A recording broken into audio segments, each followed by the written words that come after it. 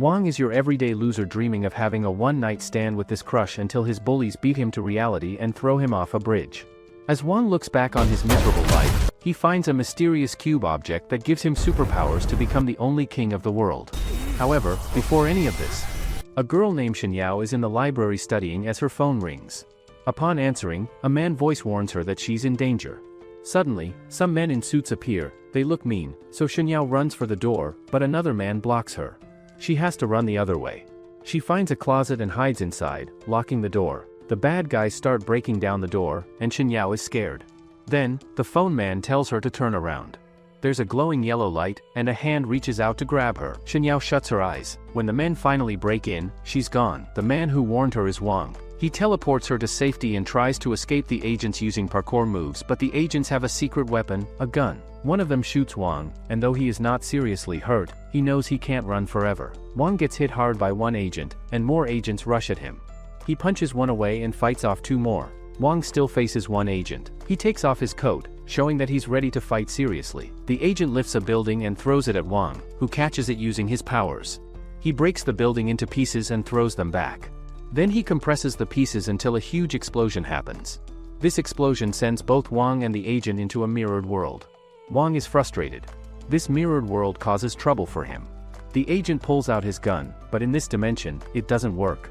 At the same time, yellow energy surrounds Wong and pushes the agent into the water. Time begins to rewind. Wong hopes things go differently in this new loop. Shinyao wakes up back in the library. She remembers nothing. At a high school gathering, they play Jenga. Shinyao gets nervous when she looks at Wong and causes the tower to fall. According to the game rules, she must share a secret. Everyone teases her to say who her crush is. Wong smiles, thinking she won't say his name, but to everyone's shock, Shinyao admits that she likes him. She says she has liked him since they met in middle school. Wong feels like he is dreaming. This moment should be the best day of his life, but after the party, a group kidnaps him and takes him to the river. He has never seen these people before, but their boss, Sun Jun, is a known gangster. Sun Jun likes Shinyao too. After hearing that she likes Wong, he becomes jealous and angry. Instead of letting it go, he decides to hurt Wong. Sun Jun makes a video call to Shinyao using Wong's phone. He shows her how badly Wong is being beaten. Shinyao is shocked and scared. Wong tells Sun Jun to leave her alone and says he doesn't want her to worry, but Sun Jun wants her to watch Wong suffer. He insults Wong, saying he doesn't deserve a girl like Shinyao. He orders Wong to promise never to go near Shinyao again or else he will drop him into the river. Wong refuses to betray Shinyao and headbutts the man holding him. The man loses grip, and Wong falls into the river. Sun Jun didn't expect this to happen. He starts to panic because he only wanted to scare Wong, not kill him. Now, he may have just murdered someone, and Shinyao saw everything. Under the water, Wong sinks. He remembers his past. Years ago, he ran away from a fight and lost all his respect at school. He hears two girls calling him a crybaby. After school, everyone leaves, but he sits alone outside. Then Shinyao walks out and sees him. She thinks he must have forgotten his umbrella and offers to share hers. Wong says he can walk alone, but she reminds him it's raining. She even blows on the wound to make it feel better. From that moment, Wong imagines spending his whole life with her. They become very close friends. Back in the present, Wong opens his eyes under the water. He sees a glowing light at the bottom and swims toward it, thinking he has nothing to lose. At the bottom, he finds a small glowing cube. When he touches it, it enters his body. He feels sharp pain and then gets pulled out of the water. He travels through a wormhole and ends up inside the cube. When Wong wakes up, he is confused. A system appears and says he now has a special power, the ability to draw a 15-meter circle around himself and teleport anywhere inside it. Wong doesn't believe it until he is suddenly teleported high into the sky above the canal. Below, Sun Jun is still looking for Wong, thinking he is dead. Then Wong is teleported again, this time into an empty classroom at school. He now believes the power is real but doesn't understand it. The system explains that it is not a voice in his head, but actually inside his body.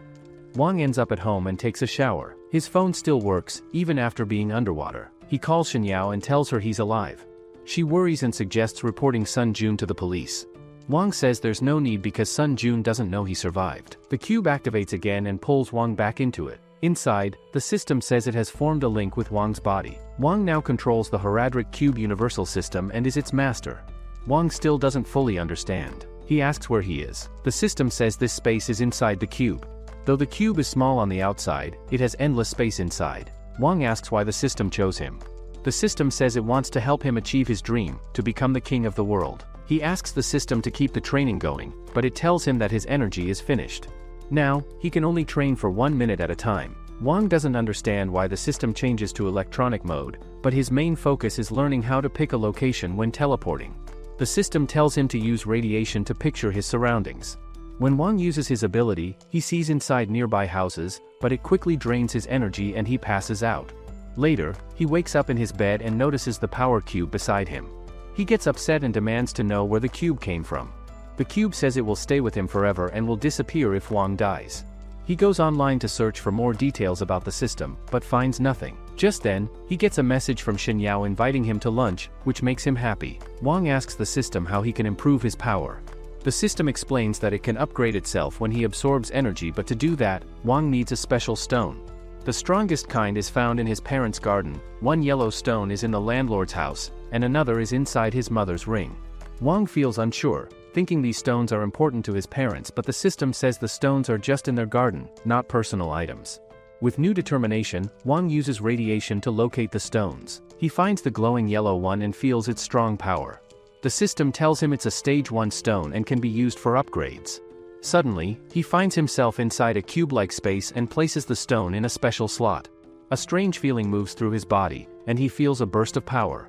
The system tells him that the stone has changed his DNA and made him stronger in combat. The next morning, Wong wakes up, gets ready, and heads to school. He chats with his friends until Sun Jun and his group show up, looking for him. Wong hides behind a book to avoid being seen. The system tells him he's now strong enough to face them. As Sun Jun moves forward, Shinyao steps in and tells him to stop bothering Wong and leave the school. Wong tells her not to worry and says he'll take care of it. Sun Jun, full of anger, grabs Wong and tries to hit him, but Wong grabs his hands and warns him not to cause trouble again or he'll respond seriously. Sun Jun is shocked by Wong's power and challenges him to a fight at the North City Basketball Club at 5 p.m. After school, Wong goes to the club and sees Sun Jun waiting with his group. They laugh at Wong and call him weak for running away the night before. They say Sun Jun will teach him a lesson. When Sun Jun arrives, he says Wong won't be able to escape this time. The system warns Wong that there are 13 enemies and he only has a 20% chance of winning. One fighter named Chang steps up and starts the fight. He throws punches, but Wong dodges every one of them, tiring Chang out. Wong then strikes with full force, knocking Chang down. Everyone is shocked by Wong's sudden strength. The rest of the gang prepares to fight Wong together. They attack one by one, but Wong blocks and counter every move. With a strong kick, he knocks one of them across the room. He keeps standing firm, defeating several of them in a row, but then, one person holds him still while another punches him, knocking him down. Wong quickly gets back up and fights back with full strength. He grabs one attacker by the legs, spins him, and throws him at Sun Jun. Both of them fall to the floor. Now, Sun Jun realizes Wong is no normal person, his power is much greater. After beating the gang, Wong walks toward Sun Jun. The system suddenly warns him that he is running out of energy and can't fight much longer, but Wong ignores it. Just then, a new person named Huan enters with his own gang. He laughs and says he thought the fighters in North City were strong, but seeing Sun Jun lose makes him think otherwise. Huan now wants to become the new leader of North City. Wong replies that he doesn't care about their fight for leadership, but Shinyao should not be dragged into this. Wong is too weak to fight now, so he uses his invisibility to escape. The lights go off, and Wong reappears behind Huan. He grabs his neck and slams him to the floor. Then, he defeats the rest of Huan's gang one by one. Sun Jun watches in shock as Wong shows amazing strength. Suddenly, the club manager bangs on the door, warning them to open it or he'll call the police. Sun Jun tries to run away, but Wong blocks him. He says he'll let Sun Jun go only if he admits in front of everyone that Wong defeated Huan's gang and that Sun Jun was wrong. After this event, Wong feels the need to become even stronger. He decides to collect more power stones, but in the city, most stones are already owned by others, and he doesn't want to steal. So he heads into the wild to find stones that no one has claimed. He spends all his money on tools and gear, and then walks into the forest to dig. After a long time with no luck, he gets frustrated. That's when the system speaks up, saying it has found strong energy deep underground in a hidden cave. But teleporting into the cave is not possible because the space is fully closed. The system explains that teleportation only works if there's at least a small gap. Wong searches carefully and finally reaches a lake. Using his radiation ability, he finds the perfect spot and teleports inside. He turns on his flashlight to search for an entrance, but sees nothing. The cave is colder and damp. The system tells him there's a stone nearby. Wong spots a large green stone and starts walking toward it. Suddenly, a huge snake appears behind him. Wong quickly vanishes and reappears in different places to confuse the snake. He moves forward slowly while the snake follows without realizing it. The system scans the area and finds 12 energy stones. Wong gets excited knowing these will give him great power. He picks up the first stone. As he reaches for the second, it slips and falls into a lower part of the cave. Using radiation, he finds it, near the snake. The snake charges and they both fall into the water. Wong grabs a shovel and hits the snake, then uses his teleport power to escape into the cube. The system tells him he now owns 11 stones. These stones come in 3 types: basic, medium, and advanced. Every 3 stones can be merged to form a stronger one. Basic stones only improve small skills, while advanced ones can unlock powerful abilities. Wong tells the system he wants an advanced stone. The system says it will take about 100 hours to collect the right stones. Wong needs to pick 9 to fuse. He already knows that combining 2 certain stones means he'll have to face a white serpent. Still, Wong fuses the stones and gains a big power boost. He then returns to face the huge snake, and with his new strength, Wong fights fiercely and beats the snake. After that, he jumps into the lake to grab the last stone. At the same time, Sun Jun and Huan join forces and make a promise to take revenge on Wong. Wong meets Shinyao, and she notices he seems like a completely different person now. He gently holds her hand and promises to always protect her, but Shinyao doesn't want him to take on too much by himself. Wong smiles and says they'll face all challenges together. They spend the day enjoying each other's company. Later, at a cafe, Shinyao plays a small game with him. She hides a candy in one of her hands and asks him to guess. Wong guesses correctly every time. She gets curious and asks how he always gets it right. Wong says that when she hides something, she unknowingly pulls her elbow closer to her body, but Shinyao can feel he's hiding something deeper from her. As they prepare to leave, Wong gives her a shiny gem he found in the cave, saying it's a gift. The next day, Wong starts to worry when Shinyao doesn't answer his calls. He assumes she overslept, but soon hears rumors that something bad happened in her building. Rushing over, he finds the area blocked by police. He overhears a woman telling the officers that Shinyao is missing. At that moment, he spots Sun Jun nearby, acting suspicious, so Wong follows him into a quiet alley. Wong punches the wall in frustration and demands answers. Scared, Sun Jun finally confesses everything. Meanwhile, in another location, a man named Luo is cruelly using Huan's face as a golf tee while hitting balls. Luo is angry about being lied to but is still determined to take down someone named Shiguchin. It turns out Luo is the one who kidnapped Shinyao.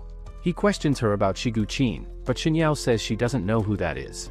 Luo thinks she's lying because Shiguchin once fought against the Organization of Extraordinary Men just to save her. He tries to hit her, but a man named Ji stops him, saying that even if Shinyao doesn't know Shiguchin, it's clear Shiguchin cares for her. Luo reveals that she's just bait to trap Shiguchin. However, Yi is confused about why Shiguchin hasn't shown up yet. He suspects Shinyao might know how to defeat him. Yi reminds Luo that no one knows where Shiguchin gets his power, so they should keep Shinyao alive and force Shiguchin to surrender. Luo agrees and leaves. Yi then warns Shinyao to behave, saying he won't be able to protect her again if something goes wrong. Back in the alley, Wong is shocked when Sun Jun tells him that Luo is the kidnapper. Sun Jun then shares a scary story. Luo once beat up a rich young master, and when the master's powerful uncle came to fight Luo, he saw Luo and instantly dropped to his knees to beg for forgiveness. That's how terrifying Luo is. Wong asks how Shiguchin is connected to Shinyao. Sun Jun reminds him of an old incident from when they were kids. Shinyao was once saved by a mysterious man. That man was Shiguchin. No one knew where he went, but when he reappeared, he broke Luo's fingers. The powerful Yin family put a bounty on Shiguchin to avenge Luo, but they couldn't find him. In the end, they abandoned Luo, who has been searching for Shiguchin ever since. Wong now understands the real reason Shinyao was kidnapped. It's because Huan lied to Luo, saying she had a link to Shiguchin. Sun Jun admits he once wanted to work with Huan, but gave up because Luo is too dangerous. Wong, still determined to rescue Shinyao, shocks Sun Jun, but Sun Jun tells him to call the police and explain everything. Wong goes to the building where Shinyao is held. The power cube confirms that she's inside, as it can sense the gem he gave her. Meanwhile, inside, Luo asks Yi if they can defeat Shiguchin. Yi replies that with help from Master Chu and the Million Martial Arts Alliance, they might at least injure him. Chu speaks through a puppet, saying he didn't join just for money, he wants revenge, too. Luo says he will stop at nothing to kill Shiguchin. The cube then picks up 7 powerful energy signals inside the building. Wong wonders if the advanced stones have fully merged, but the cube says it still needs 30 more minutes. One of Luo's men, Pablo, spots Wong and tells Luo. Thinking Wong is just a weak nobody, Luo casually tells his men to go deal with him. Wong climbs to the top of a building and tries to open a locked door. A guard stops him and warns that the door is sealed with a spiritual force. If Wong touches it without the key, he could be badly hurt. At the same time, a voice in Wong's head tells him the enemy's strength is at 52%, while Wong's power is only 50%. Wong asks the guard to give him the key, explaining he needs to save his friend. The guard believes Wong is walking into danger and says anyone who enters the building will be killed, but when Wong insists, the guard tells him to go ahead. Elsewhere, Yen Luo is in a control room. He turns on the TV and watches Wong through security cameras, wondering how far Wong will get. Back at the building, the guard throws the first punch at Wong. Wong dodges and hits back, but his attack has little effect. They continue to fight. Wong tries a strong punch, but the guard grabs him and throws him to the ground. The guard then tries to stomp on Wong, but Wong quickly rolls away and avoids it. The guard charges at Wong again, throwing fast punches. Wong defends himself with speed, dodging and blocking as he looks for a weakness. He then delivers a powerful kick that sends the guard flying into a wall.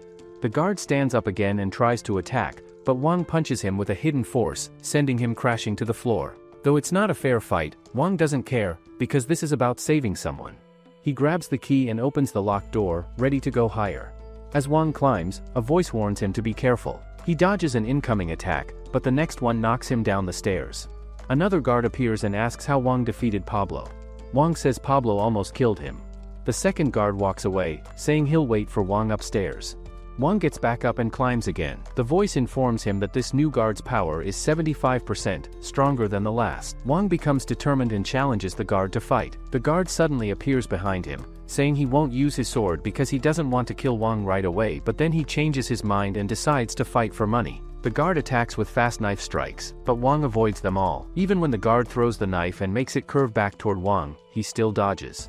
Wong jumps in the air and lands a hit on the guard, but the man disappears again. The guard feels confident because he's trained in flying knife skills. He remembers his training in a dangerous room full of blades, which helped him discover his hidden strength. He sneaks up on Wong again and attacks, but this time Wong slaps him hard, sending him backward. The guard charges again and punches Wong hard. As he tries to stab him from behind, Wong pulls out a large bat and hits him with great force, injuring him badly. In another room, other guards watch what's happening. One says Chadley has been defeated like Pablo. A female guard is impressed by Wong's strength. Another guard believes Wong will lose if he fights Beowulf, guessing he can't last more than 10 minutes. The female guard says that if that happens, they can collect their reward and leave, but she also says it could be exciting if things turn out differently. Wong then faces Beowulf. He starts the fight with a strong punch, but Beowulf blocks it and counters with a powerful hit that knocks Wong down. Beowulf chokes him tightly, saying no one escapes his grip. Wong manages to pull out a knife and tries to stab Beowulf. Although Beowulf blocks it, Wong switches hands and cuts him just enough to break free. Wong punches Beowulf, but the attack does little damage. Instead, the power of Beowulf's body hurts Wong. Beowulf tells him there's a huge gap between them. Wong relies on weak tricks, while Beowulf has raw strength. Beowulf attacks with a mighty punch that misses but still causes damage to the area. He then throws a large piece of wood, which Wong narrowly avoids. Beowulf follows up with fast punches and a strong kick that knocks Wong down. Wong tries to run, but Beowulf catches him and slams him to the ground, trying to stomp him again. Wong quickly escapes and gets back on his feet. He says he will save Shinyao no matter what. He punches again, but Beowulf blocks it easily, then breaks Wong's arm and hits him several times. Beowulf throws Wong into a wall and delivers a massive strike that leaves Wong on the ground. Suddenly, the voice in Wong's body tells him that the power of the stones is complete and his strength has grown. Wong stands up again and thanks Beowulf for helping him unlock his full power. Beowulf says real fighting needs true strength. Beowulf attacks again, but Wong punches him with great force. Wong suddenly starts coughing up blood. He says it feels like his energy is going to explode. The system inside him explains that it is helping to remove toxins from his body, which is normal. Beowulf tries to attack while Wong is talking, but Wong blocks the hit and lands another powerful punch that pushes Beowulf back. Beowulf is surprised by Wong's strength. Back in the control room, Yen Luo watches in anger. He's upset that his top fighters have been defeated so easily. He complains that they couldn't even stop one ordinary man. His assistant says that Wong will be stopped by the next warrior. Yen Luo asks if he's sure. The assistant is confident. He says the next group, the Wua Alliance, is made of real professionals with a power rating of over 1 million. He says they are far stronger than the last fighters. Yen Luo doesn't want to hear guesses. He wants to know facts. The assistant explains that the girl from the next group wears a special bracelet that limits her power, but once she breaks free from it, everyone in the building should run for their lives. Meanwhile, Wong continues climbing higher. He feels extremely tired, but he pushes through. He tells himself that he has to save Shinyao, even if it costs his life. The system warns him that he is pushing himself too much. It tells him to stay calm and not get too emotional, but Wong replies that the pressure comes from inside him, and it's impossible to stay calm in a situation like this. He finally reaches another door and prepares to face the remaining guards. He is now joined by 2 other members of the gang. The battle is not over yet, but Wong is more determined than ever to fight for the one he cares about. Wong meets a strange and energetic girl named Kuay. She comes up to him and tries to understand how strong he is. At first, she is shocked to find out that Wong has no special powers or fighting techniques.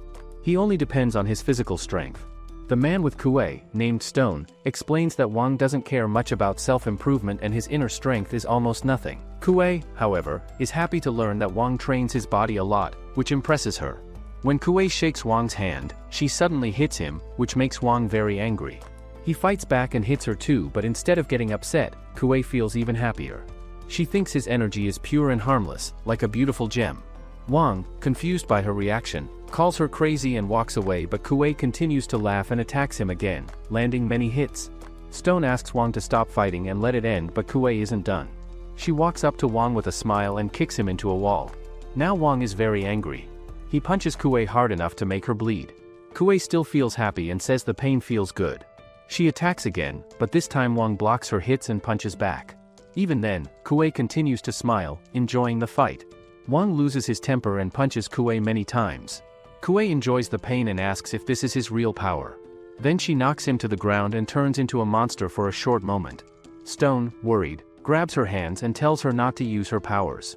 Kuay tells him not to interfere. She moves close to Wong and tells him that he is useful to her and that she wants to become stronger. She hits Wong again and makes a deep wound. When Wong looks for her, she disappears and reappears behind him to suck his blood. He quickly pushes her away, but she doesn't stop. She attacks again, forcing Wong to use a big stick to protect himself. However, she is too fast and strong, and she knocks him away. Wong realizes that he must take this fight seriously, or he might die. Kuay keeps attacking, hurting Wong again and again. He tries to hit her, but she jumps into the air and avoids the blow. Then she comes behind him and bites him, causing a lot of pain. After drinking some of Wong's blood, she nearly turns into a wolf-like creature. Stone throws a needle at her, stopping her transformation and bringing her back to normal.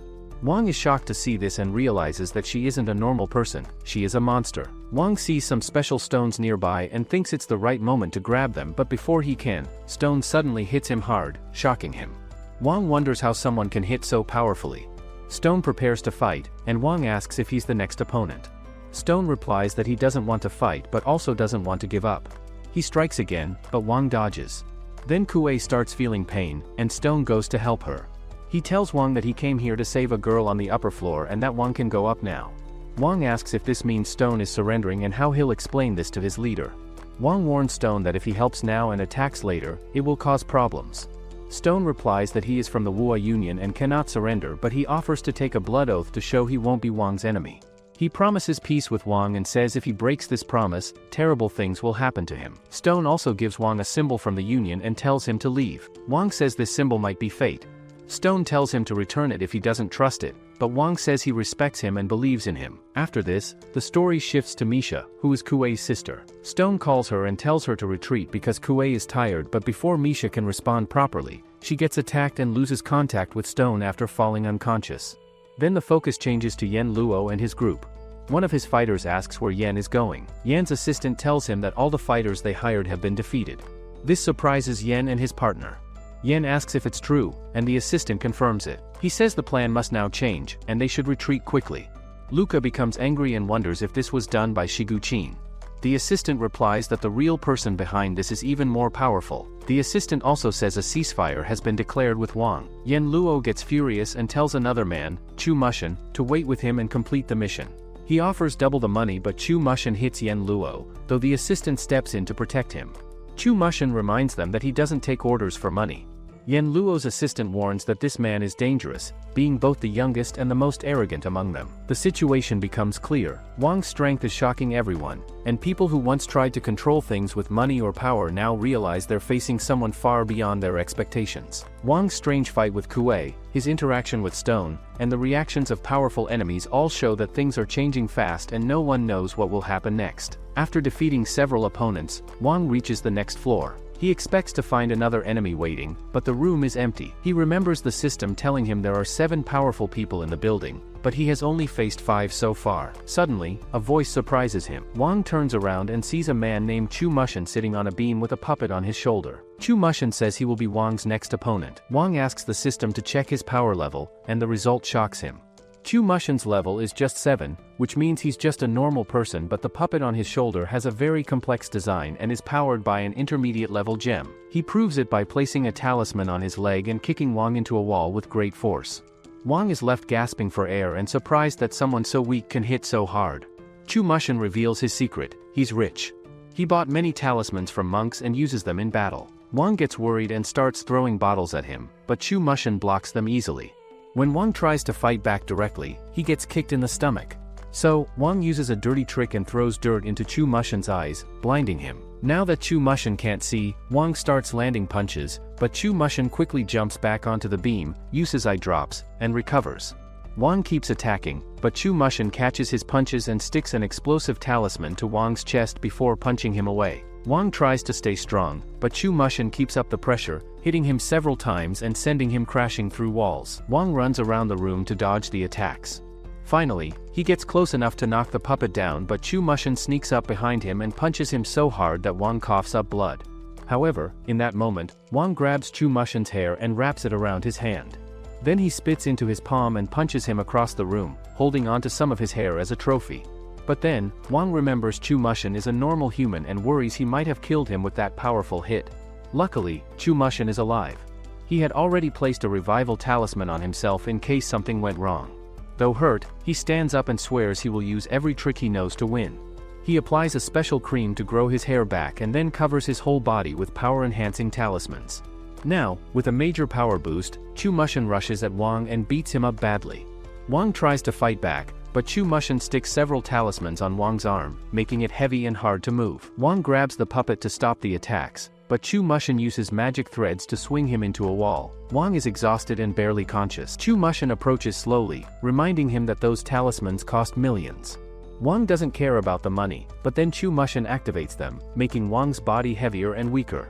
He prepares a powerful explosion talisman and throws it at Wong, causing a huge fireball. Luo, watching the fight through security cameras, is impressed by Chu Mushin's power, but when the smoke clears, Wong is still alive. He had summoned a shovel from his inventory at the last second to block the explosion. Chu Mushin is furious because that talisman was very expensive. He sends his puppet again, but Wong knocks it down with the shovel and grabs its control string. Now that the talismans make Wong too heavy to pull, he drags Chu Mushin toward him and punches him hard. Wong is relieved that the battle is over and walks toward the final door, though he is so tired he can barely move. Meanwhile, Luo's butler warns him that they must leave the building immediately.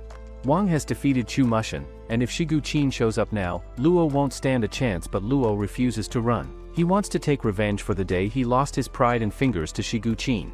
At the same time, downstairs, Chu Mushin tries one last trick. The gem inside his puppet starts to beep. He set a trap to blow Wong up. Wong notices the sound and jumps off the building to escape. He uses a gravity talisman to float.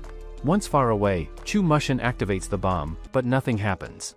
Wong jumps after him, forcing Chu Mushin to use explosive talismans to defend himself. The blasts throw Wong off. Chu Mushin throws gravity talismans on falling debris and uses them as platforms to fight. He throws more at Wong, causing him to fall and crash into rocks. Wong uses his shovel to ride the blast and launch himself straight at Chu Mushin. Chu Mushin pulls in more explosive debris and triggers another blast that knocks Wong out cold. In this moment, Wong sees a vision of Shinyao. He remembers why he's fighting and wakes up with a burst of strength. He uses his last energy to punch Chu Mushin so hard he smashes into the ground. Wong wakes up later, still weak, but with only one goal in mind: saving Shinyao. He goes to the top floor and calls out for Shinyao. Inside the room, he finds a man named Huan hiding. Wong remembers that everything started because of Huan and threatens him. Huan begs for his life and points to where Yao is being held. Wong rushes over and begins tearing down wooden planks to reach her. Yao tries to shake her head and warn him, but he doesn't notice. Once he removes the tape from her mouth, Yao tells him there is a bomb under her chair. If she stands up, it will explode. She begs him to leave, but Wong has dealt with many explosions today. Luo seals the room with an iron door. The room is also filled with talismans made by Chu Mushin, so Wong can't teleport out. He asks the system for help, but the system can't stop the bomb. Thinking quickly, Wong stores the bomb inside his cube space, making it safe even if it explodes. She hugs him in relief, happy he saved her, but when the bomb explodes inside the cube space, blood splashes across Yao's face. Wong falls into a coma. Yao tries desperately to wake him up. Meanwhile, Luo is angry that Yao survived. He walks in with a gun and shoots Yao twice in the back while Wong is unconscious. After Shiguqin takes Shinyao, her parents still have no idea where she is. They are heartbroken, and so is Wong. He blames himself for not being strong enough to keep her safe. Not only is Yao missing, but the system that once helped Wong no longer responds to him. He still has his teleportation ability, but all his other powers are gone. Just then, a car arrives behind him. A woman steps out, holding an umbrella. She calmly approaches and says she wants to talk, but Wong is too upset to care and ignores her. The woman then mentions she knows where Luo is hiding. This grabs Wong's attention because he still wants revenge on Luo for shooting Yao. She takes him to a nearby restaurant. As soon as they sit down, Wong again demands to know where Luo is, but she has a question for him first. She asks why he thinks the world doesn't know about people with special powers, even though they cause destruction often. Most people assume these powerful individuals are just good at hiding, but the woman says that's not the real reason. She reveals there's actually a secret organization that covers up every superhuman event. Wong isn't really interested in that, but she says he should be, because she's been protecting him for a long time without him knowing. Wong finds that hard to believe, especially since there are 3 men nearby ready to attack him. The woman, her name is Mu, reaches for a gun hidden in her clothes when she realizes he's onto her, but Wong uses his spatial awareness and warns her to think twice. He doesn't want to fight, but he also doesn't like being threatened. Mu calms down and continues their talk. She asks if Wong believes in the existence of a superhuman organization. Surprisingly, he says yes. It makes sense, since there are so many superhumans out there. Someone has to be in charge, but he doesn't understand what Mu wants from him. Mu explains that Wong, being newly awakened, is in danger. Other superhumans might try to target or use him. That's why she has been keeping him safe from behind the scenes. Now, she wants him to help her in return. Wong quickly guesses where this is going. She offers him a deal. Complete 3 missions for her, and she'll give him information about Luo. Wong agrees, but only if she also gives him information on Shiguqin. To his surprise, Mu agrees without hesitation. The first mission is to act as a bodyguard for someone important. Wong doesn't like the sound of that. He thinks it might mean missing classes, but Mu assures him that it's just a one-day job, and he'll be paid 50,000 yuan. Wong doesn't like working with shady people, but right now, he needs all the information he can get if he wants to save Shinyao, and Mu seems to be his only lead. Later, inside the car, Mu's subordinate asks her why she chose someone as unpredictable as Wong. He thinks Wong is too dangerous to control. Mu agrees, but says taking big risks is part of building a powerful team. She's done her homework on Wong and believes he's a good person. It's been a month since his powers awakened, and he hasn't done anything bad. He even beat several strong fighters already, so they've ranked him as B-level, but Mu suspects he's capable of much more. Unbeknownst to Mu, Wong is secretly listening to their conversation.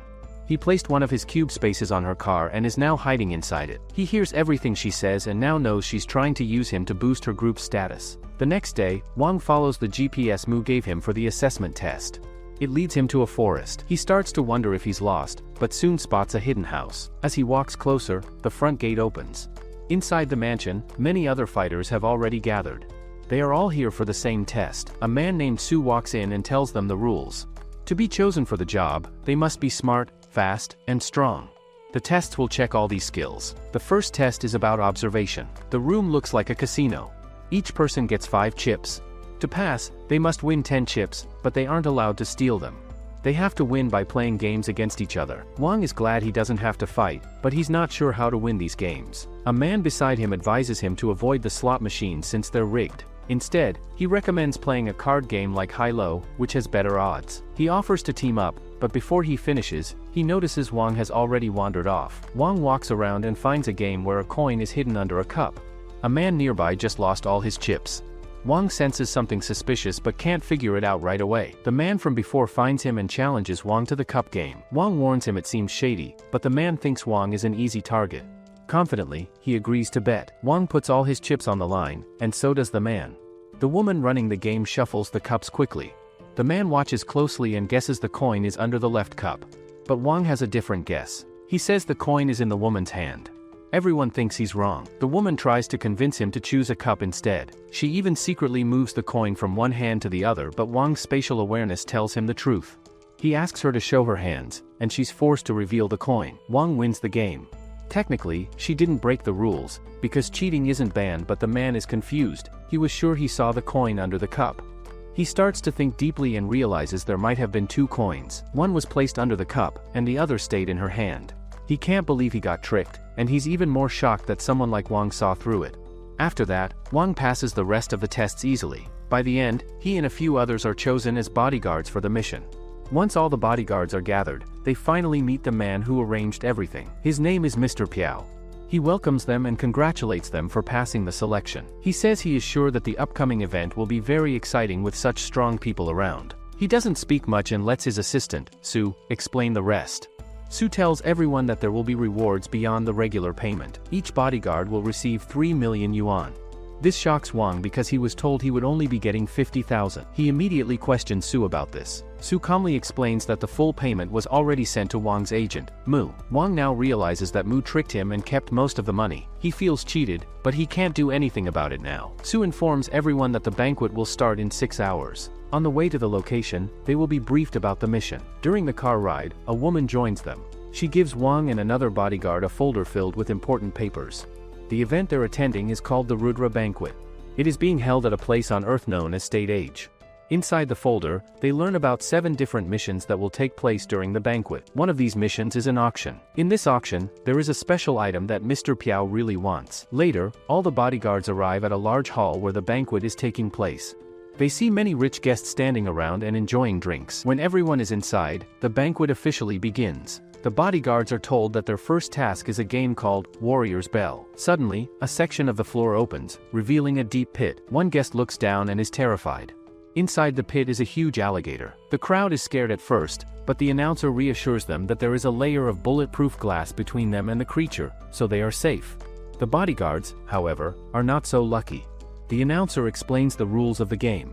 Each bodyguard must go into the pit one at a time. If they manage to grab the bell tied around the alligator's neck and leave the room alive, they win. The prize is a large amount of gold, but there's one condition. The only way out is by taking the bell. If they fail, they die. Wong realizes that this job isn't about protecting people. It's just a deadly game meant to entertain the wealthy guests. Some bodyguards still feel confident and step up. The first one enters the pit holding a spear and shield. Instead of being careful, he yells loudly and charges at the alligator. This wakes the creature, which leaps at him and kills him instantly. One of the guests cheers in excitement, clearly enjoying the violence. Mr. Piao seems disappointed, not because of the man's death, but because the fight ended so quickly. The announcer then reveals the truth. The creature is not normal. It is a modified monster created by a company called Goose. It is much stronger and faster than a regular alligator because of the experiments done on it. To encourage more participation, the announcer increases the prize by 30%. He asks if anyone else is brave enough to face the monster. Another guard decides to try. He figures that if he keeps his distance, he can win. Wong is confused about why people keep taking part in such a dangerous challenge. Another guard explains that their contracts include a rule. If no one volunteers, one person is chosen at random. This way, people try to volunteer so they don't get picked forcefully. Then he notices a man watching him from a balcony above. The man stares at Wong coldly, making him uncomfortable. Another bodyguard warns him not to look at that man. Meanwhile, the second fighter uses a clever strategy. He climbs along the walls and hits the alligator from above using his long weapons. His speed and skills make it hard for the creature to fight back. For a moment, it looks like he might win, but when he tries to finish the fight, the alligator spins around and hits him with its tail. The blow is so strong that the guard dies instantly, and blood sprays across the room. The announcer is clearly enjoying the show. Since another person has died, he increases the prize again by another 30% and asks if anyone else is willing to try. This time, everyone stays quiet. No one wants to risk their life, but then, one of Mr. Piao's guards whispers something to him. Mr. Piao makes an announcement. If anyone from his team manages to defeat the alligator, he will pay them double the current prize. Now, everyone starts talking. Wong is surprised to see how easily people are tempted by wealth. A bodyguard named Modi asks his boss, a man named Sanmu, for permission to fight. Samu truly cares for Modi and hesitates, but finally agrees. Just as Modi is about to step into the pit, another guard called Gold Poison interrupts. He says he wants to take the challenge too, because two people want to fight at once. A last man standing rule is triggered. Wong doesn't understand what that means. A nearby woman tells him that it means the two fighters must now battle each other to the death. Only the winner can fight the alligator. Right before the battle begins, Samu promises Modi a raise, a vacation, and a promotion if he wins. Modi is touched and turns around to thank him. That turns out to be a big mistake. While his back is turned, Gold sneaks up and attacks. He bites into Modi's neck and starts drinking his blood. It turns out that Gold's power lets him absorb someone's strength by sucking their blood. Gold walks into the pit, but unlike the others, he doesn't take any weapons. The announcer asks him why. Gold answers that using weapons wouldn't be fair to the gator. When the alligator charges at him, Gold jumps and lands on its head. He then gently kisses the creature's head before slicing it off in one clean move. Gold says he doesn't like hurting animals and wanted the death to be quick and painless. The announcer is impressed and declares him the winner. He offers Gold the prize and asks if he wants to take it now, but Gold is cautious. He tells them to deliver it to him later, suspecting something might go wrong if he accepts it on the spot. Now that the gator is dead, the guests ask the announcer if there's anything else. He says the show is far from over. They won't believe what's coming next. Everyone is curious, but also doubtful that anything could be more thrilling than the monster that was just defeated. As the cage opens again, Wong gets a strange feeling.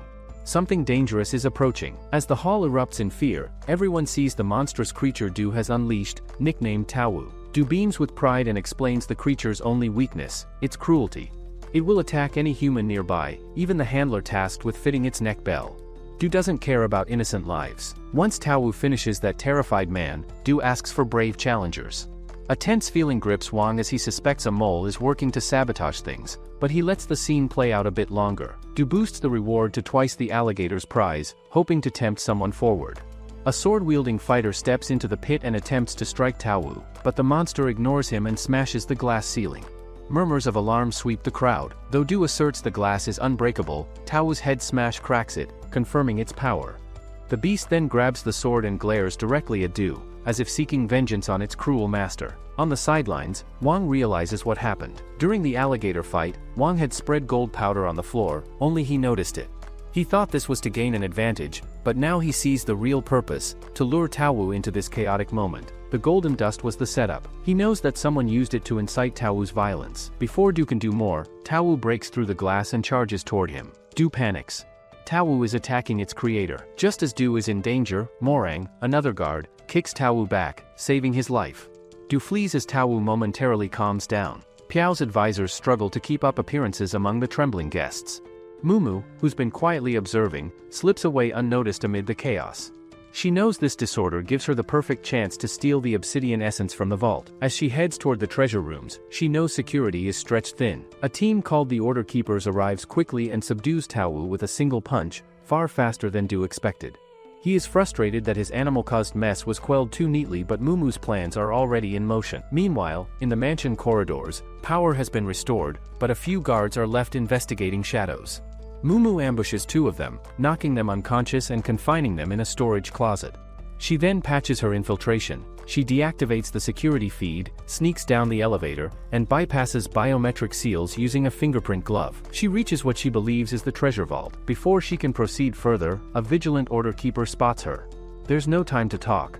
She draws her sword and fights. Her opponent is skilled, and they clash fiercely. She loses her hat in the struggle.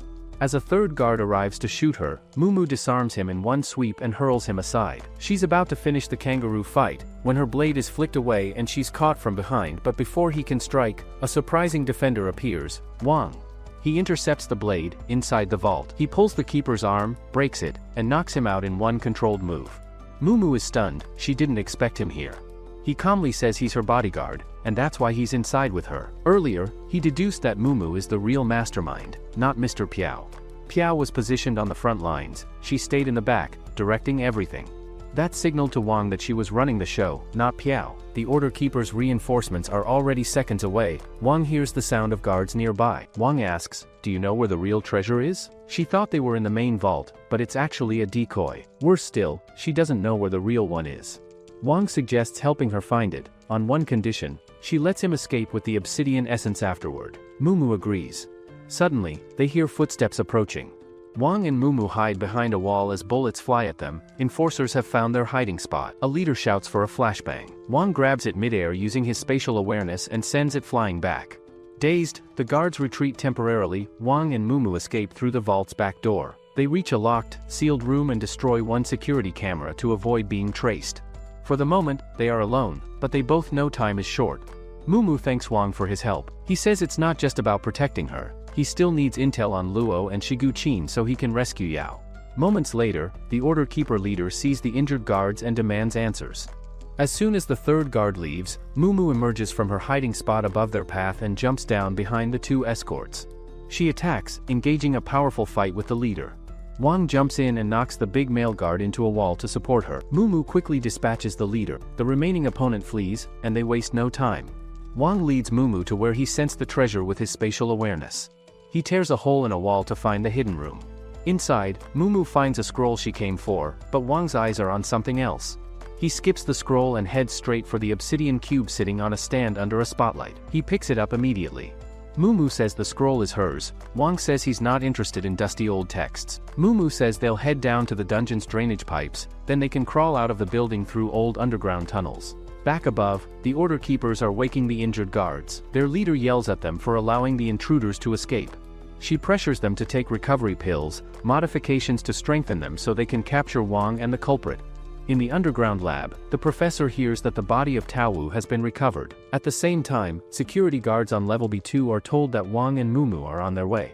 They quickly gather near the elevator and get ready to shoot as soon as the doors open. She takes out her sword and charges forward when the door opens. Back upstairs, the Order Keepers have recovered and check in with the B2 guards to get updates, but it's already too late. Mumu has defeated all of them. She shows him a map of the floor. Their plan is to go east and find another elevator that leads to the sewers. Wong thinks it sounds simple, but Mumu warns him that this floor is dangerous and full of traps. As they walk, they find a trail of blood leading to a door. Wong feels uneasy, sensing danger ahead. Inside, Wong sees something unexpected, a research lab for bioexperiments. Confused, he asks why they're here when they were supposed to go to the sewer exit. Mumu reminds him that he's the one who chose to stay with her, and now there's something important she needs to do here before they escape. She explains that the Do Lab is making powerful monsters through biological research. They want to create the strongest living weapons.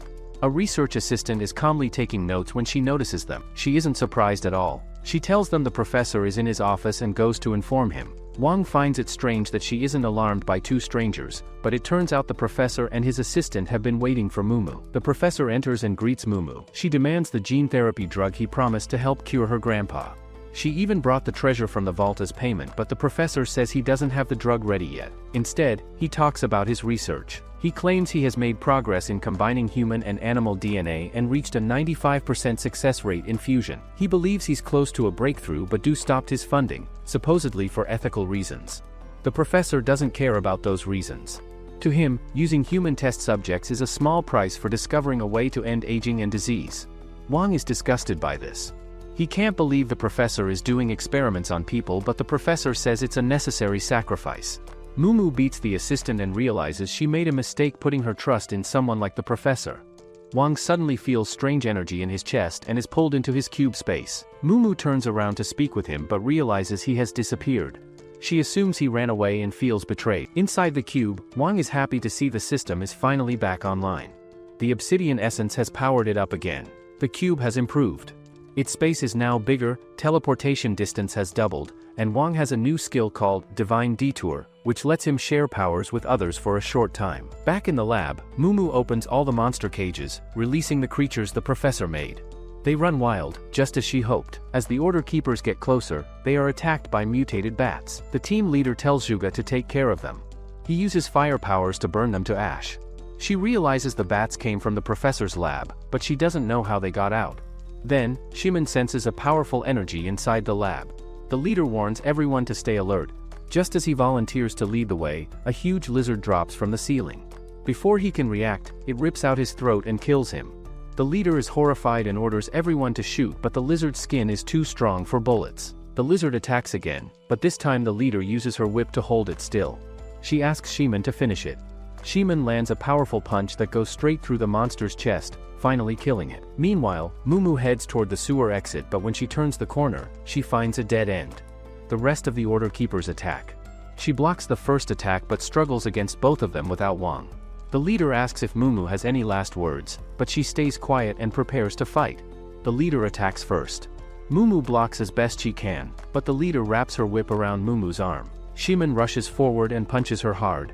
She survives the first hit but can't survive another. Before Shimin can land the final blow, the leader thanks Mumu for destroying the lab. She says she hated it too. The leader then reveals that all of the Order Keepers were kidnapped as children and experimented on by the professor. Shimin became blind because of it. They all went through a lot of pain.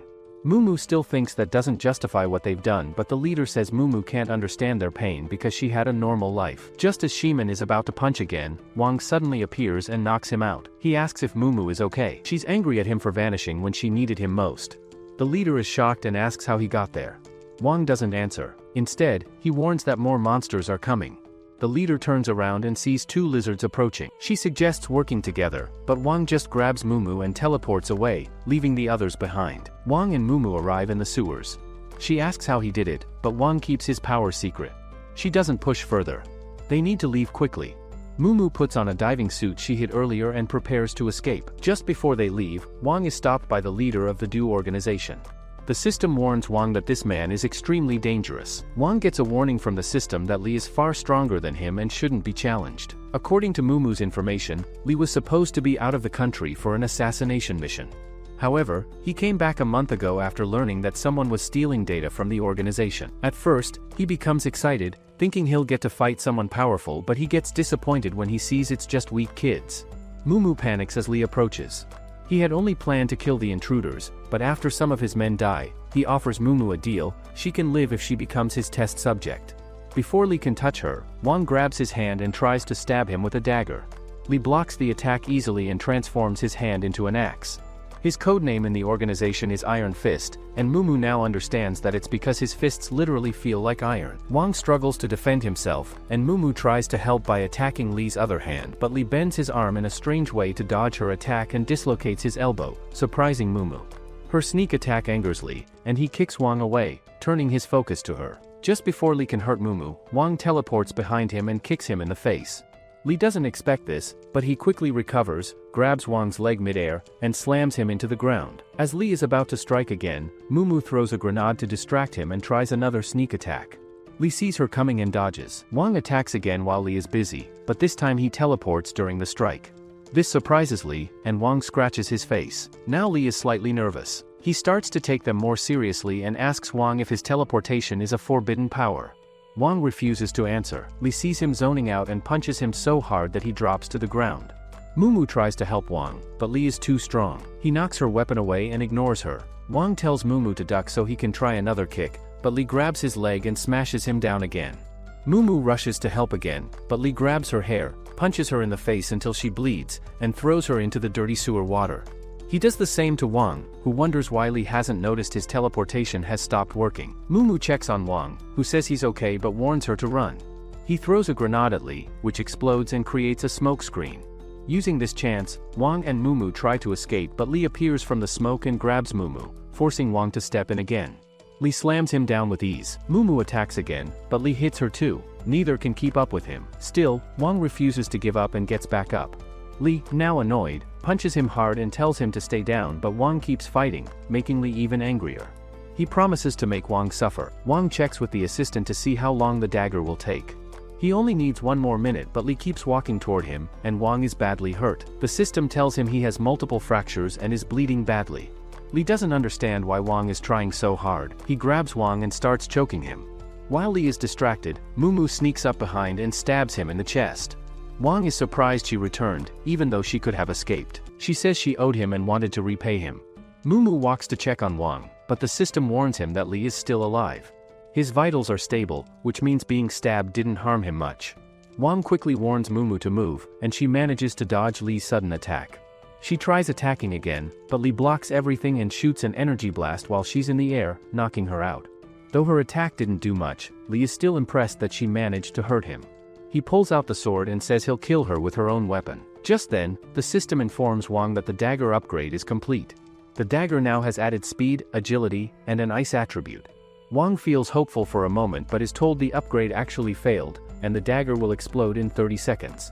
He runs toward Lee and stabs him in the hand. It doesn't hurt Lee much, but it makes him mad enough to punch Wong far away. Mumu runs after Wong to check if he's okay. Lee thinks Wong's attack was foolish and tries to pull the dagger out, but it explodes. The explosion freezes Lee completely. Mumu is shocked, but Wong knows this won't hold Lee for long. He urges her to run. Mumu is confused because Lee looks frozen solid, but Wong knows this will only make him angrier when he breaks free. He pulls Mumu toward a drainage outlet and tells her it's the only escape route. Mumu asks how Wong will escape since only she has the invisibility suit. Wong tells her not to worry about him. Mumu refuses to leave him behind because he has done so much for her, but if she doesn't go now, both of them will die. Lee breaks free from the ice and chases after them. Wong pushes Mumu off the tunnel edge to safety and turns to face Lee, but just before Lee attacks, Wong disappears. Lee is stunned, realizing he wasted his full power transformation and still failed to stop them. Meanwhile, Mumu swims out into the ocean, and Wong is hiding in her oxygen tank in his cube form.